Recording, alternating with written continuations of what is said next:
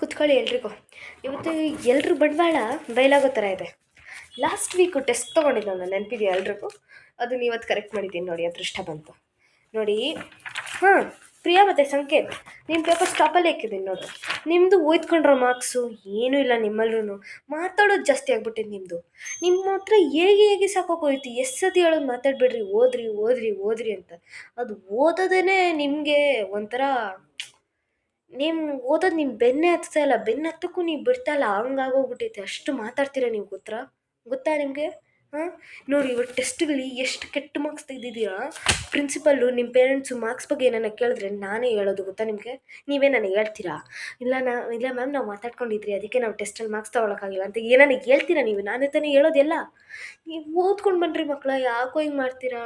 ನೋಡಿ, next week ಇದೇ questions test ತೊಗೊಳ್ತೀನಿ, ಚೆನ್ನಾಗಿ ಓದ್ಕೊಂಡು ಬನ್ನಿರಿ, ಅಷ್ಟೇ ನಾನು ಹೇಳೋದು. ಅಷ್ಟೇ, ಇನ್ನೇನೂ ಇಲ್ಲ. ನಾನು ಹೇಳಿದ